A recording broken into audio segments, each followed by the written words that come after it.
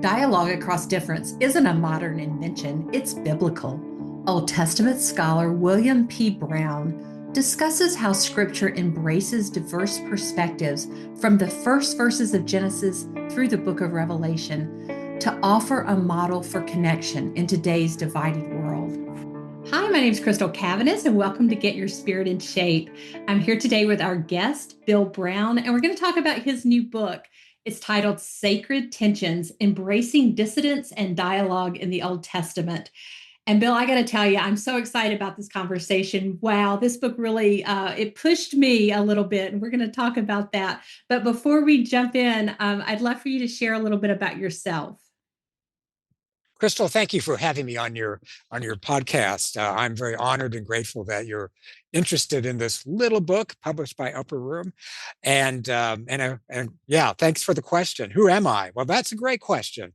Uh, I teach at a Presbyterian seminary called Columbia Theological Seminary. I've done it for 20 years. I've had actually about 35 years of experience teaching the Bible, and that has been cultivated even beyond that when I was back in high school, and I was very active in my local church and youth group, and then I got involved in a kind of a para church organization at my high school, a public high school, during my you might say my evangelical days. And I remember really delving deeply into the Bible, along with the confirmation class I had even years before that. I remember receiving my first copy of a Bible that I could actually read, and that was Good News for Modern Man. And I was just enamored with the words I could understand as I was a middle school student, but also the those stick drawings, those pictures, I thought were very inviting as well. So when I received that book, that was just the New Testament. I just devoured it, and I've been reading the Bible ever since. And it's sort of amazing that I actually get paid to read the Bible and talk about the Bible. For me, I have to pinch myself. This is really real for me. So yeah, I grew up in the Presbyterian church, and got involved in other forms of ministry, campus ministry, as well as I've developed as a Christian, as a disciple of Christ. And I tell you one thing that really got me going to what I am doing now, and that's when I was a seminary intern in a little rural church, in Washington State.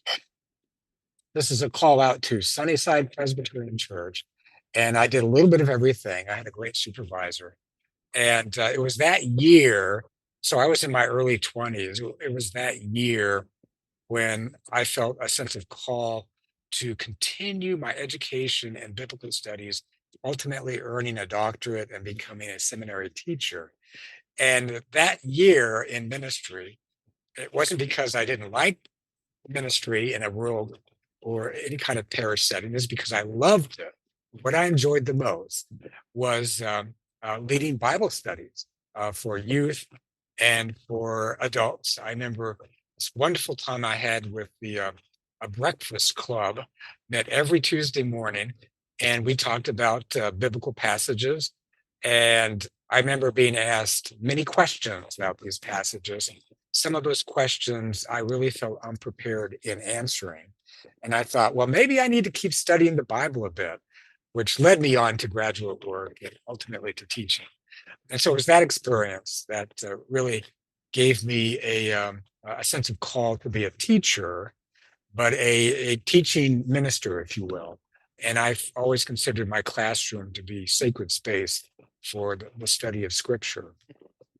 So, yeah, teaching is what comes naturally to me, cultivated by God's grace, and a lot of learning that has taken place over the years of teaching it as well. And this book, Sacred Tension, is, I'm happy to say, the fruit of many, many years of teaching, because I have noticed among many of my students that there's always a tendency to harmonize passages, to try to find out how we can reconcile different traditions and different perspectives in the Bible. And I've challenged my students, as I've challenged myself over the years, is to kind of sit with the differences among these different traditions and theological perspectives and attitudes, and just try to understand where these different voices are coming from and why why they're saying what they're saying. And the beauty of the Bible is that these different voices are woven together for our study and for our appropriation, for our growth as people of faith. I love that. Thank you so much. So I do want to pick up on what you just shared, Bill, about this harmony piece, because you the name of the book is Sacred Tensions, and you talk quite a bit about tension versus harmony. And I think as Christians, we're always striving for harmony. We're always striving for peace. And we are peacemakers after all. But you're saying that the Bible, the disharmony in the Bible is a strength. How so? That's right. And I would say part of studying the Bible, recognizing that the Bible is full of different voices, is learning how to be comfortable with those voices. And so it's learning how to live into the conflict in these voices and to be not shocked, but rather accepting of these differences. And so I'm not thinking of tension in terms of anxiety or inner conflict that wreaks havoc in our lives, um, which is so much of the world these days, it seems, but to be comfortable with a kind of sacred tension. These tensions are sacred because they are meant for our edification, for our growth, for our learning, and for our critical discernment. I have come to realize that the Bible aims to develop critical readers, readers that are self critical as well as critical a sort of critical consciousness that allows one to weigh in the balance these different voices and ultimately to determine what among these voices, how could they be integrated, how could they be brought together, or how could one perhaps decide how one voice becomes perhaps more relevant than some of the other voices that we find in Scripture. So that's the process that I'm interested in exploring in this book. First, acknowledging the rich diversity of voices in this book that is really more than a book. There are 66 books in the Bible. You might say the Bible is more like a library or an anthology. Um, and the fact that the Bible was written over a millennium from different historical periods and different contexts, one should not be surprised that we have this beautiful diversity of scripture. You might say the Bible is the e pluribus unum of ancient Israel's sacred traditions.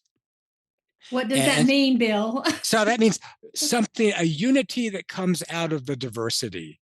Um, uh, Much like the complexities of American society, its diversity as a strength, as we are all unified as Americans. And so e pluribus unum is sort of the de facto motto of the United States of America.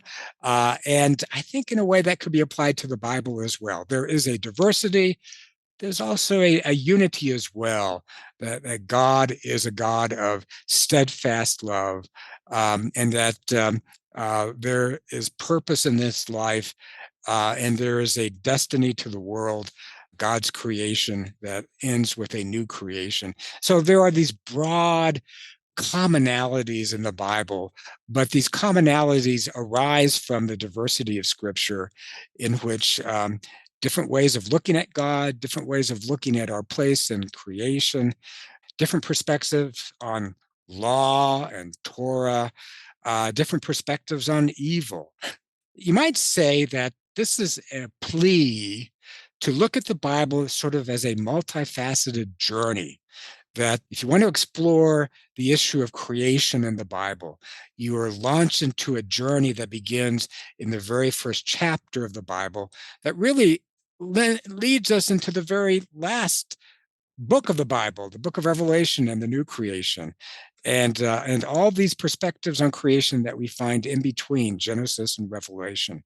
And so the book is sort of structured as each chapter is a journey in and of itself, in which we explore creation, the issue of God.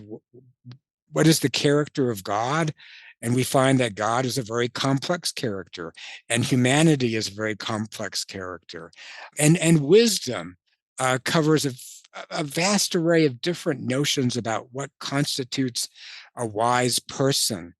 And so each chapter is a journey in and of itself. And I've tried to convey the excitement of that journey, of exploring, of journeying together as a community of readers, together reading central passages in the Bible and reading them with our eyes wide open, rather than trying to fit these different passages into a narrow framework that suits us.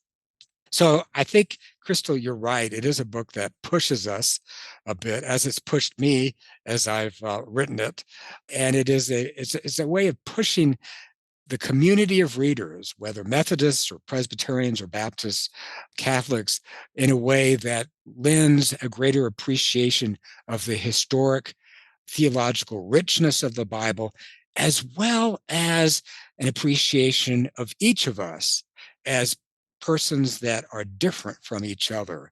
For me, Bible study works best when we bring together folks that do not quite see eye to eye, but see things differently from different perspectives, given our various experiences, life experiences, our families of origin, and our ethnic identities, and all of that. The best Bible studies I've been involved in have been ones in which our readers and participants have been most diverse. And for me, that diversity of readership is built into the diversity of Scripture. The Bible demands a diversity of readers because the Bible itself is a diverse treasure trove of perspectives and traditions and wisdom. So, yeah, I'm very excited about this book, and I'm excited about how people will respond to this book. It's not meant to make people uncomfortable. It's not meant to shake people in terms of their faith. To the contrary, I consider it to be a way of building up our faith in a way that makes our faith more profound, more complex, and more appreciative of the diverse array of matters addressed in Scripture and the diverse array of the church. It's as if the Bible invites a greater diversity of readership. It encourages a greater diversity of discipleship.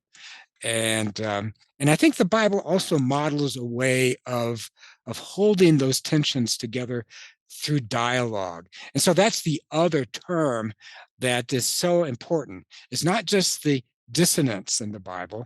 If the Bible were a choir, yes, it would not be singing totally in tune with each other. There is a what I call a beautiful dissonance to the Bible. And so there is that.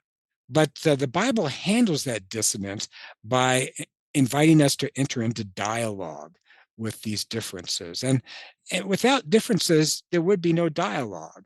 And so for me, the aim of Scripture is to encourage dialogue with these various passages and traditions as a way of encouraging dialogue among ourselves within our differences as we read common passages together. And because of that, I think this book is very timely because we live in a time in which dialogue, genuine dialogue, is no longer valued. Instead, we exist in our echo chambers, our social media accounts are very selective, and we live in a very polarized society. We live in a very polarized church. And I think the Bible can address this issue of polarization in new ways by encouraging us to appreciate the multifaceted diversity of Scripture as a way of appreciating our own multi-diversity as well, as we hold in common our faith in Jesus Christ.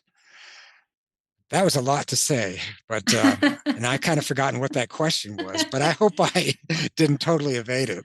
Not at all. And I do want to, before I have a lot of questions about this concept of dialogue, but I do want to go back to something about in this dissonance. You wrote the Bible refuses to delete the voices that disagree. Yeah. And we know that we live in a society that actively is deleting voices, daily, unfortunately. So, how can we use the Bible as a guide for how we encounter one another in our daily lives so that we don't discount voices that disagree with us? Yeah, so thank you. That's a great question. The Bible seems to resist what we might call cancel culture, because it does preserve various viewpoints on various topics. And I think that is meant to be a model for us as we enter into dialogue, appreciating each other's differences and willing to listen to each other. And so the very fact that the Bible preserves this pluribus, this plurality, is sort of a mandate for us to live into our plurality as well, to appreciate our differences and to hold those differences together through this common bridge that I do call dialogue. So, what's fascinating, and this is one of the surprises that I've come to really appreciate in the Bible, is that these there are the early traditions, say on Torah or law, that we find in the Book of the Covenant in Exodus, and then we find later legal traditions in the Book of Deuteronomy. And in many cases, what we find in Deuteronomy flatly contradicts what we find in this earlier Book of the Covenant. But our editors of scripture decided not to delete the Book of the Covenant, but to preserve them together, not quite side by side. They are separated a bit, but if you compare them together, you find this sort of growing, evolving notion of what it means to live as God's people. And we note that that takes different shapes, different forms, through the historical period of ancient Israel. And these traditions are preserved together. We have not only one Decalogue, we have two versions of the Decalogue, and they say something quite different about the Sabbath commandment, whether in Exodus 20 or Deuteronomy 5, and they are both preserved. They are both held canonically valid in Scripture. And so, if the Bible can preserve differences of perspective, theologically and ethically, then why can't we do that as readers of Scripture, as communities of faith? So, how does that impact our daily walk in life? I think one thing is to inculcate a greater appreciation of listening to each other and appreciating where each of us come from. One thing that I encourage in my Bible studies with others is to have opportunity to share our stories. And I have found in my experience that sharing stories um, helps us to understand each other and to understand where we're coming from and how we've reached certain conclusions about certain issues. Many of them are hot button issues today.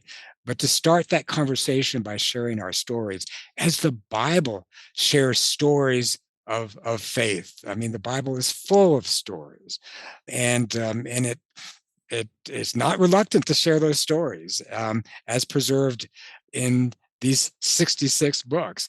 And so we should take that as our cue to appreciate each other in sharing our stories, stories of faith, stories of trauma, and everything in between, to get to know each other as we get to know these ancient scriptures in all of their diversity. Let's take a break from our conversation with Bill to talk about budgets and the church. Let's be honest. When you hear apportionments, you might think, is that just a church budget thing? We get it. It sounds like accounting. But here's the truth, it's actually a story of ministry, mission, and multiplication. Apportioned giving is how your small offering becomes part of something much bigger. That means supporting churches in underserved communities. That means funding seminaries, hospitals, and disaster response teams. That means reaching people you may never meet, but who know God's love because of you. It's not about how much, it's about all of us showing up together. You're part of a church that is united in impact. That's a story worth sharing and a story worth being part of. It starts with you and your faithful generosity. We are the people of the United Methodist Church, and together we are united in impact. Visit resourceumc.org/united in impact to learn more. Now back to our conversation with Bill. You wrote in the book that dialogue is collaborative, not combative. And I know that I often get defensive during conversations. I want to work to either support my viewpoint or convince the other person that I'm right. Yeah. And none of that is collaborative. I do recognize that. So, what does collaborative dialogue sound like? And how can we bring that into our church communities and our church conversations or just Yeah. conversations in Yeah. general? Right, right, right. One thing that I try to point out at the very beginning when hosting a Bible study is that, or any kind of dialogue, is that the aim of dialogue need not be to reach a common consensus. If we think the aim of dialogue is to reach a consensus, then that can very well cut off all dialogue. But if dialogue aims at mutual understanding, then I think the field is very fertile to grow together. We may end up with a consensus, but we may not. But at least we will come to understand each other better as a way forward. And sometimes, I mean, and dialogue can be messy and it can be uncomfortable because genuine dialogue does not shy away from conflict to reach some artificial common consensus. It jumps right into conflict, but it does so in a way that eases tension and kind of clears the air so that we can begin to actually hear each other, listen to each other, to begin to understand each other. In Genesis 1, when God says in verse 3, let there be light, there's a wonderful paraphrase by P.K. McCary in the Black Bible Chronicles, in which she retranslates the first three verses and talks about God working with this fashion misfit of a creation and bringing order, and with this darkness, and then her translation of verse 3 is lighten up. And I love that translation of verse 3, lighten up, because whenever I get really testy and I'm finding my righteous indignation uh, coming out, because you're right, Crystal, often we enter into dialogue in order to convert the other person, to push our own opinion, to convince the other person, and that can lead to anger and disappointment and frustration and all of that. But if I can remember that God's first words in the Bible were lighten up, that reminds me that I really should be entering into this art of dialogue with a sense of joy and expectation, um, rather than entering into dialogue with anger and sort of a destiny to failure. I appreciate you bringing that up because it kind of leads me to a kind of a different thought, but something I'd written down that I wanted to ask you about is in the early part of the book, you talked about a book that I never heard of called The Talking Book, African Americans and the Bible, and I'm curious how First, I'd love for you to just give a really brief explanation of that because I was fascinated by this book. Yeah. But how did that book impacted your writing of Sacred Tensions? Thank you, Crystal. There's a little bit of a backstory about that. Actually, my original title to Sacred Tension was actually the Talking Bible. And I won't get into any details, but it was thought that Sacred Tension was a more apt title for this book project. And so I agreed with that. But my original title was the Talking Bible because I was so inspired by this book by McCallaghan about African experiences in America during the time of enslavement with the Bible. And I encountered a number of voices from the formerly enslaved who talked about their first experience with the Bible on American soil. And what they thought was that when their white slave masters were preaching from or espousing this and that from the Bible, they thought that what they were holding in their hands was a book that was talking to them, and they were expressing what the Bible was talking about to them. And so there's this wonderful, poignant moment where this one formerly enslaved African American picks up the Bible after his white master had laid it down and was off somewhere else. He picks up the Bible and he puts it to his ear, hoping that the Bible would talk to him as it was talking to his slave master. And he was bitterly disappointed that the Bible was silent. And as we know, as African Americans during the time of enslavement began to learn how to read, both covertly and overtly, that the Bible did indeed start talking to the enslaved, and it is what inspired literacy among African Americans, and number two, inspired the desire for emancipation and the hopes and the struggle for freedom on American soil. And particularly for African Americans, they have known from experience in past generations how the Bible can be abused and used coercively, and of course, during the time of slavery to support slavery. And the Bible has been used in that in a very degraded and perverted way.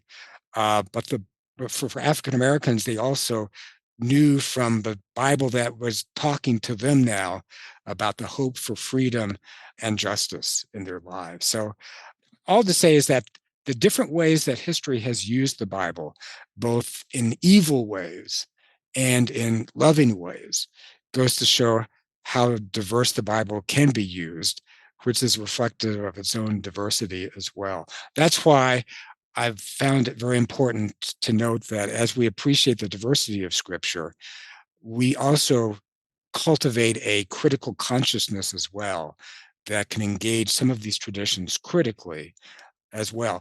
Not every perspective, not every tradition in the Bible is going to apply to our lives today. Our first, I think, call as Bible readers is to understand these different perspectives. But in many cases, ultimately, we will have to decide in dialogue with Scripture and in dialogue with each other how to move forward with perhaps one particular perspective or champion one particular tradition that seems to apply most directly in our lives, in our very complex society today, and to our church that is, and communities of faith that are also diverse. Bill, as you researched and wrote this book, what surprised you the most?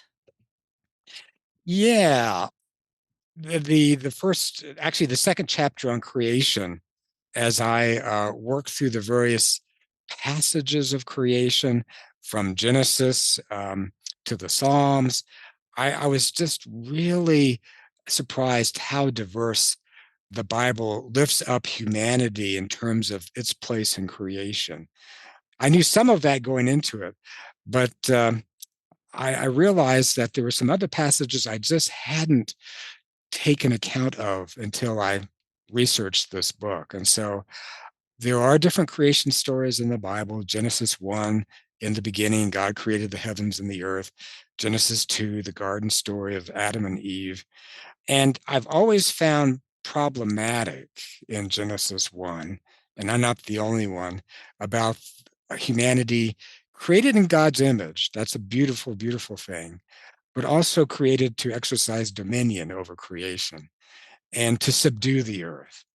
And I've had to learn how to sit with that eminently royal language of domination that many have taken as license for exploitation. And then I come to the garden story that talks about Adam created to serve the garden. And so we have this servant model of creation that sort of balances out the dominion model in Genesis 1.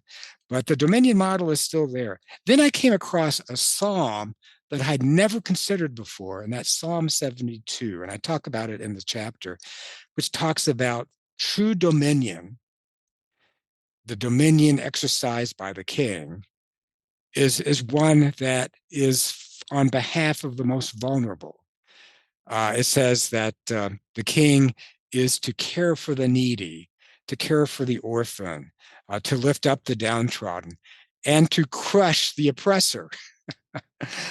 And I thought, if Psalm 72 gives us the correct view of dominion, and we read that in conversation with Genesis 1, then truly dominion, if we want to use that term as part of our stewardship of creation, that dominion is meant to care for the most endangered. It has nothing to do with exploitation. And so discovering Psalm 72 in connection with Genesis 1 was one of many surprises that I came across in this book. All to say is that the Bible invites us on a journey to explore various issues and to look at these issues from various perspectives. And then we're charged to either to try to find truth in each of these perspectives, to kind of integrate them together, or ultimately it may involve favoring one tradition over another that speaks most directly to our lives today. So it's been a journey of discovery and surprises. Each chapter is filled with that, and I am just so excited about share some of that journey with other readers. In that chapter, Bill, I believe I'm remembering this correctly. You talk about how the word Adam, I believe in Hebrew, there's the translation that it's groundling, that the Yes, word that the man's comes from, is made from the earth, but those Hebrew words makes the word Adam actually be groundling. And I felt and if I'm remembering this correctly, I that's right. felt such a connection. It totally changed that relationship for me. I felt such a connection then from, what my creation means to all of creation. Yeah, in fact, thank you, Crystal. And another surprise in that regard is that Adam in Hebrew, created from the ground, the Adamah, so that makes Adam the groundling, is that is the most fundamental identity that we hold as in our humanness. And when it comes to gender identity and gender diversity, that comes later. And so Adam is this groundling who becomes differentiated gender wise later through the creation of Eve. And in Genesis 1, the creation of male and female in the image of God. But the surprise to me is that the garden story seems to be saying that our most fundamental human identity is our connection with the ground, Yeah. more fundamental than our gender diversity, more fundamental than our ethnic diversities.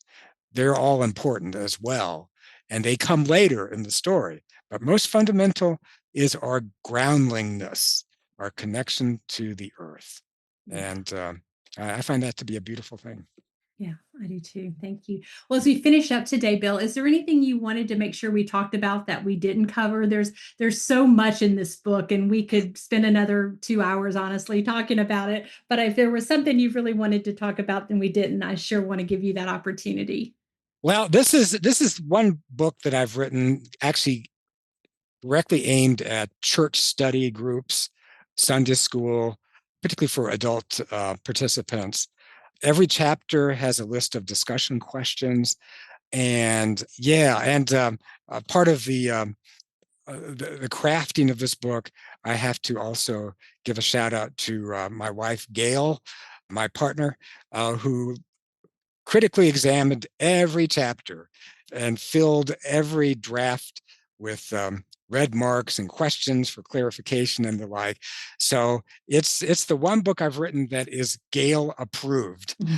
This is the book that she's been wanting me to write for a while, because many of my books, although I try to write in an accessible way, but still they can go over people's heads. And so this book, despite all the richness of this book, is meant to be as accessibly written as I've been able to do. And so we'll see if that succeeds. But it's actually meant for study groups, for people who yearn for a kind of Bible study that gets beyond mere devotion. Devotion, there's nothing wrong with it. I read the Bible devotionally as well, but also to bring in critical engagement as well, to develop not only the heart, but also the mind, because the Bible is challenging, and to recognize its challenging qualities, because it is diverse and dissonant and dialogical. It's a way of combining our minds and our hearts. And I think it's also meant to build community. The Bible is the product of diverse communities in a diverse historical journey. And the Bible invites a diversity of readers as well, with the hope of establishing our diversity in communities of dialogue. So that's actually the aim of this book, is to foster community in conversation, in dialogue with the Bible. I love that. Yeah. And I can see where it could have some very lively conversations in a Bible study for sure. Yeah. Based on the questions. Yes. That's the aim. Lively conversation. That's exactly right. Great. Well, now I'm going to ask you the question that we ask all of our guests on Get Your Spirit in Shape. And that's, how do you keep your own spirit in shape? Yeah, Crystal. So I have this daily routine. When I am waking up in the morning, I tend to, well, I'm a runner, and so I love to run as a way of waking up and kind of starting the day afresh. And so and that's an exercise of gratitude for me, that I can still run, which is an amazing thing. But what I do afterwards, after I cool down and calm down, then I enter into a state of meditation through centering prayer. And for me, that is sort of my rest in God to begin the morning. And that usually takes maybe 20 minutes up to a half hour. And often I repeat the Jesus prayer. And other times I just listen to my breath and think about God's breath animating Adam in Genesis 2, and receiving that breath in gratitude. And so that's pretty much my daily routine. And I feel like in my running, I've already done the hardest part of the day, is running.